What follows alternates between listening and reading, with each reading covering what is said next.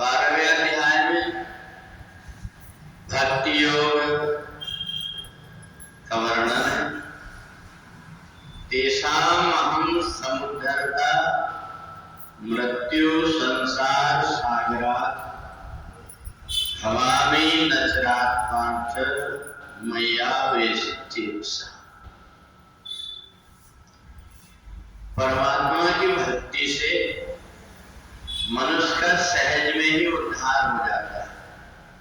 जब कोई व्यक्ति परमात्मा की सेवा करता है उसका शरीर और मन दोनों निर्मल हो जाता है। तुलसीदास जी कहते हैं कि तुलसी मन निर्मल भयो जैसे गंगा नीर पीछे पीछे हरि फिरे कहत कबीर कबीर।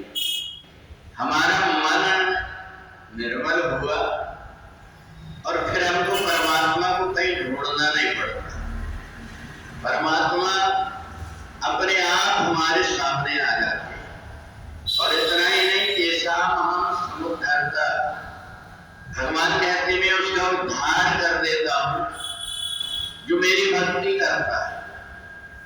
भक्ति का एक ऐसा मार्ग है जिस मार्ग में जीवात्मा अपने शरीर को भी पवित्र कर लेता है, मन को भी पवित्र कर लेता है और भगवान का कीर्तन सुनकर के वाणी भी पवित्र हो जाती है। हम जाने में अनजाने में किसी भी परिस्थिति में भगवान की जो वाणी है गीता, इसका श्रवण कर लेते हैं, इसको सुन लेते हैं तो हमें हजारों यज्ञ का पुण्य प्राप्त हो जाता है।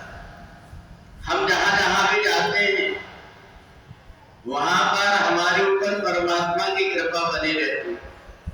इसलिए जिसका परमात्मा की भक्ति में मन लगा हुआ है वो देखता है कि थोड़ी देर में बैठकर के परमात्मा की कथा सुन लो। इतना जिसके मन के अंदर आ रहा है तो समझ लेना चाहिए कि परमात्मा का उससे पहले जन्म का नाता बना हुआ है। बहुत से ऐसे व्यक्ति हैं जिनको परमात्मा की भक्ति और कथा से लेना देना नहीं होता, परंतु कुछ लोग ऐसे होते हैं जो इधर उधर कहीं भी जा रहे हैं, कान में आवाज आई और वो बैठ करके थोड़ी देर भगवान की कथा सुन लेते हैं।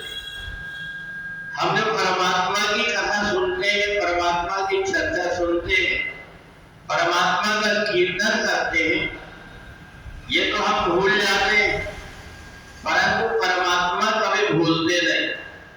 उनको याद रहता है इस व्यक्ति ने मेरी कथा सुना, इस व्यक्ति ने मेरी कीर्तन किया, तो ये जो हमारा सत्कर्म है ये हमारे ऊपर आने वाली बाधाओं को दूर कर देता है।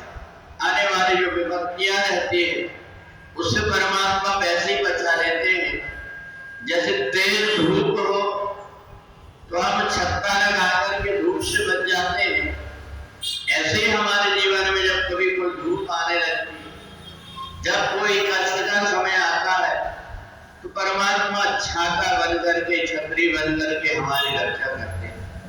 तो इसलिए 12वें अध्याय में भगवान ने कहा कि मेरे से जुड़ने का एक उपाय है और वो उपाय है भक्ति। भक्ति का एक ऐसा रास्ता है जिससे परमात्मा के पास जाना नहीं पड़ता, परमात्मा को खुद चढ़ करके आना पड़ता है। जहां भक्त कीर्तन करे, जहां कहीं भी भगवान का कीर्तन होता है वहां भगवान को स्वतः चल करके आना पड़ता है।